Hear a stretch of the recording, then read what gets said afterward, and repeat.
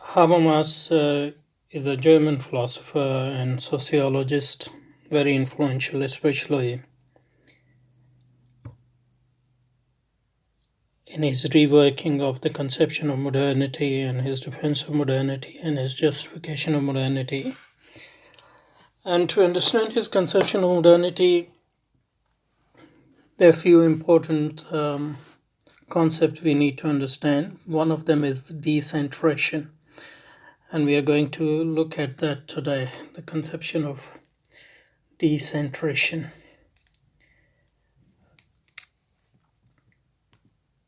Decentration.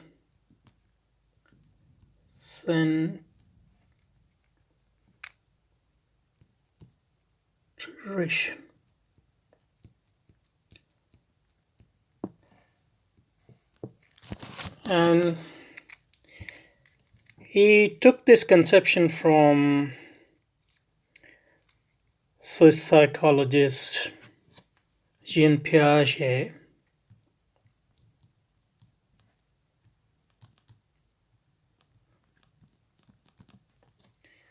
Piaget in 1896.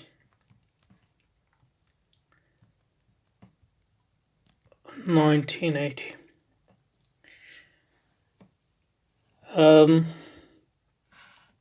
Jean Piaget uses the concept of decentration to basically understand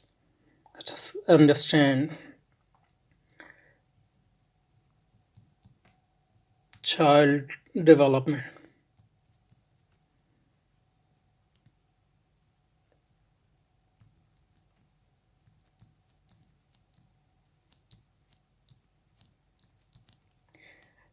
Not in terms of physical development, but the development of their rationality. And Habermas uses the conception of Piaget is for children, and Habermas takes this concept and applies it to worldviews and their structure.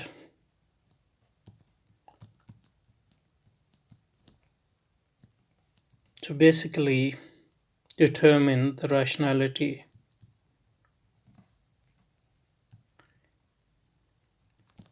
of worldviews, different worldviews. So the way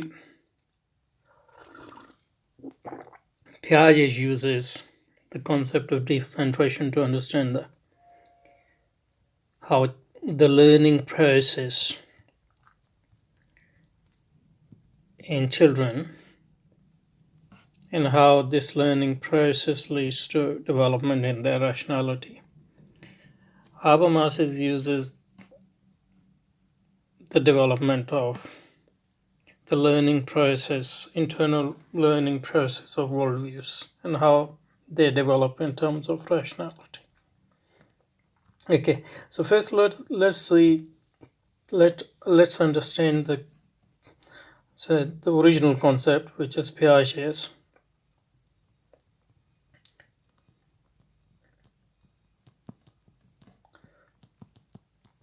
So Piaget uses this concept to understand how children develop from their egocentric worldview. So children, when they are, I think, below 7, their worldview is egocentric in the sense that they can't differentiate between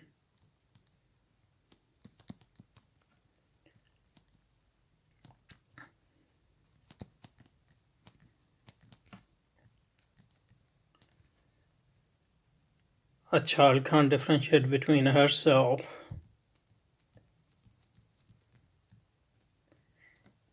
and her world.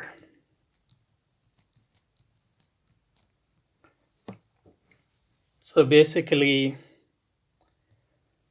the child doesn't have developed subjectivity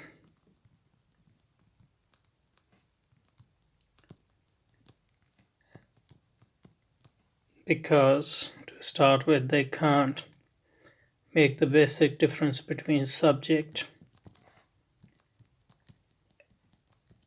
and object.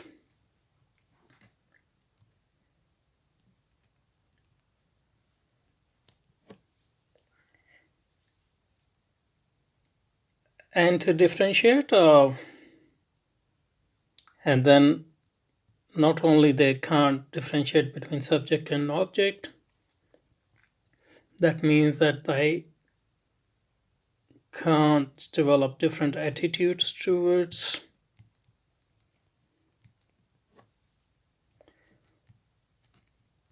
those objects because they don't really exist apart from them, and other things which will come. So what the child doesn't know is how to draw boundaries,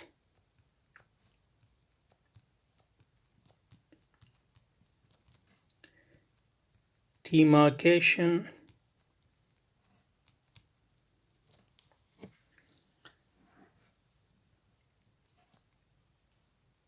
differentiation,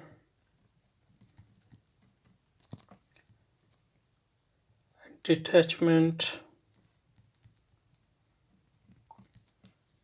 So these are different aspects of the same thing. So the child can't demarcate herself and her boundaries and the boundaries of the world, where her boundaries end and where the world start, or where her boundaries end and the other self and her boundaries. In that sense, her worldview is called egocentric before that, and she can't differentiate between herself and others and herself and the world, and that's because she can't detach herself from the world or the other. And this basically expresses lack of the development of reflective powers, because the reflective powers are, in a sense, the function of a power to detach ourselves from the world and ultimately from ourselves and from others.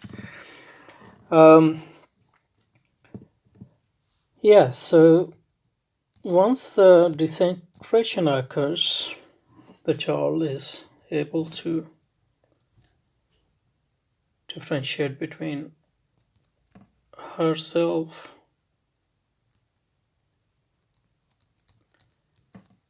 and other objects, and she can take different attitudes towards objects, and she can demarcate or differentiate between different attributes of the same object. So for example, this is a ball, and this ball is different from me. So basically, in the same process, you also develop your ego in the sense that as different from the world or the objects and from the others. And so you not only differentiate between yourself and the ball, but also it has different properties because it is round, it is black, etc. So this is basic conception of decentration, and Piaget uses it to describe the child development in terms of his learning process. terms of increases rationality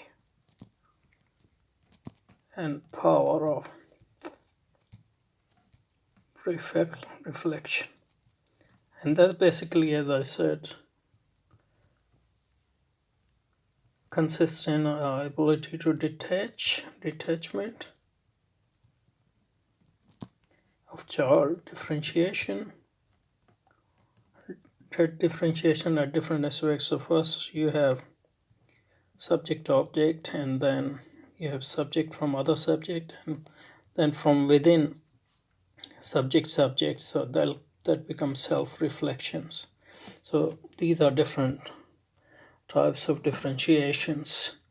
And the third is this result in the increased power of reflection. Okay, so let's see how Habermas picks up this. And to transport it to understanding the rationality of different worldviews. And by worldviews, he means different systems of interpretation about world. So, for example, Christianity is a worldview. Judaism, the worldview. Greek, worldview. Hindu, worldview.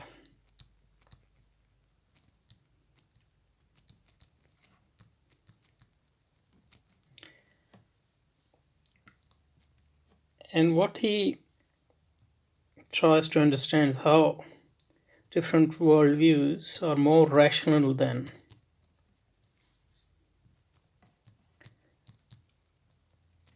others. And he tries to understand that rationality not in terms of superior socio-economic structures, or in terms of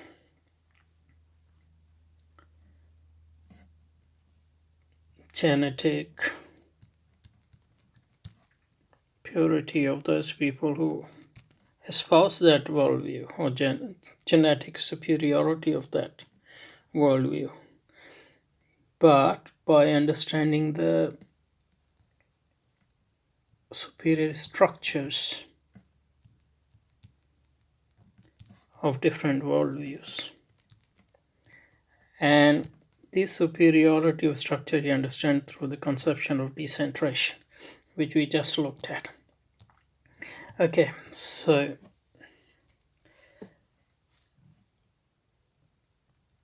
we should view worldview as a child in the sense that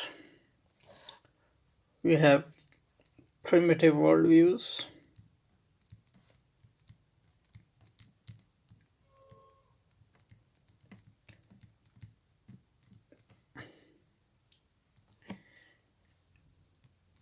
and more rational advanced worldviews.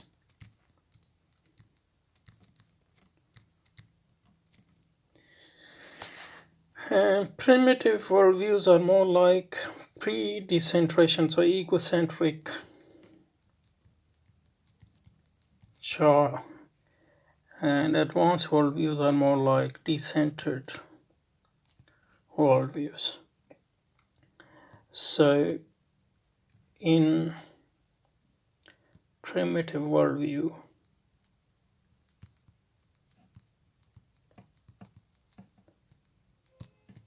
we have lack of detachment.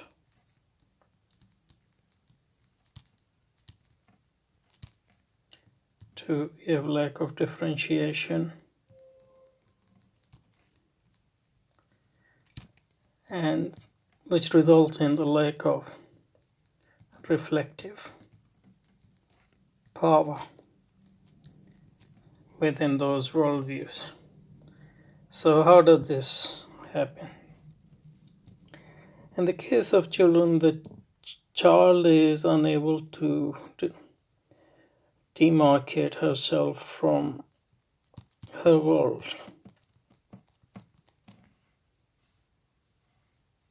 In a similar way, less developed worldviews or rationally less developed worldview don't have a conception of the world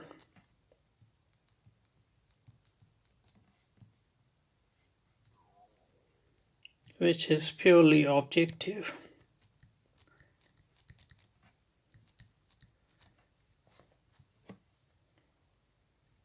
So you have subjective powers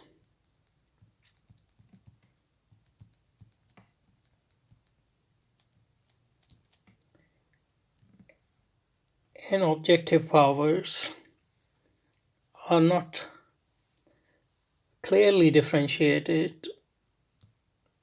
So, for example, you have a tree,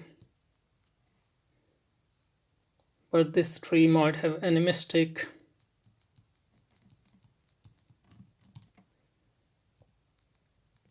and magical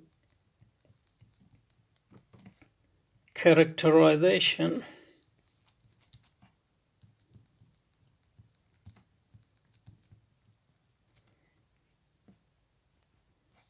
In a certain worldview.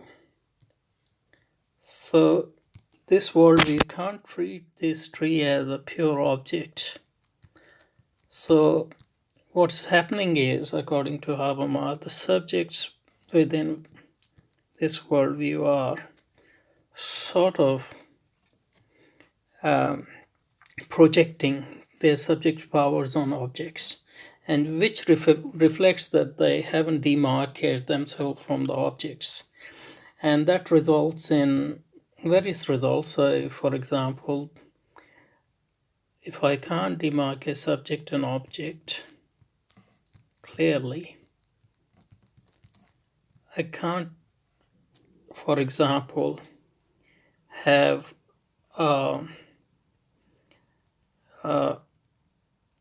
ability to dominate those objects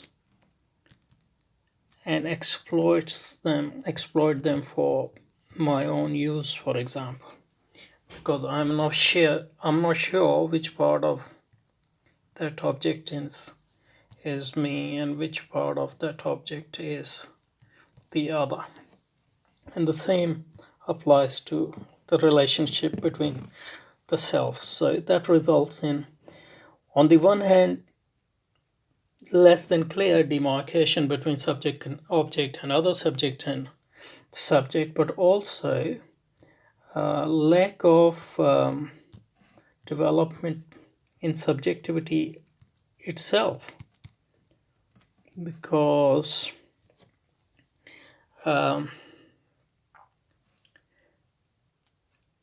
it is only when subjectivity is clearly demarcated from objectivity that we can reflect on subject,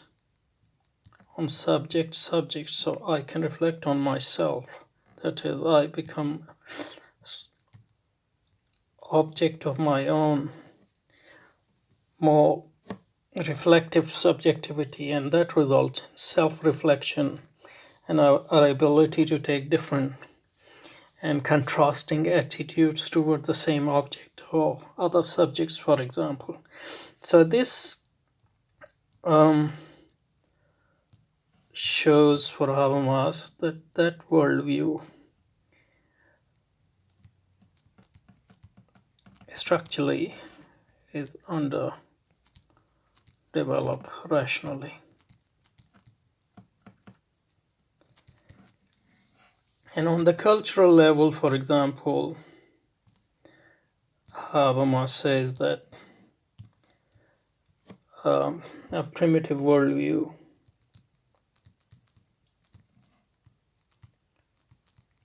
lack reflective powers for that very reason. So not only we can't demarcate, we don't have a formal concept of subject and object, because generalization requires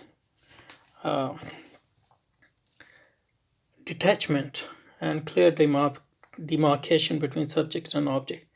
But also my background understanding, which might be my social and cultural pre-given conditions, remain dominant on me, because since I can't detach myself, can't have a since I can't have a clear demarcation between subject and object, and the result of that is that I don't have a developed subjectivity which can self-reflect. The result of this is that I can't take reflective questioning attitude to my background understanding either, and that results in social and cultural domination and underdevelopment of subjectivity. And the last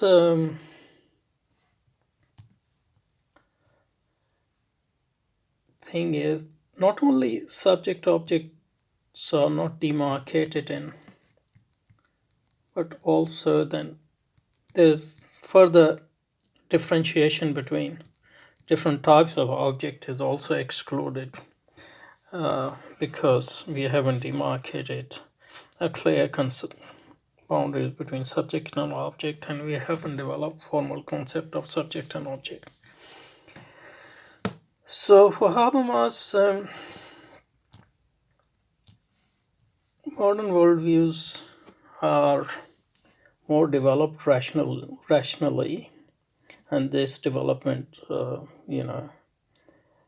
has taken historical roots. So you have primitive worldview, which is less rational, and then you have world religions, for which Habermas, the example of Christianity and Judaism, is a big on Judeo-Christian civilization. So they are more developed through, but then you have a modernity, it's the most developed, because not only in modernity we have a clear demarcation between subject and object, but in object we have at least three different types of formal objects. So you have object like natural object or physical object, and then you have moral objects, and then you have cultural objects. And this demarcation or differentiation between these different types of objects reflects increased rationality and the power of detachment and differentiation and the power of generalization. And similarly, you have higher subjectivity, because now subjectivity which can differentiate between subject and object and can further differentiate between different types of objects, can also reflect back on itself. So you develop yourself as an object, but self as a higher transcendental subject,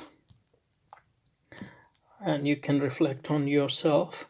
And finally, it can also reflect on, take reflective attitude towards background understanding, social givens and cultural givens, which Habermas gives the name of life world.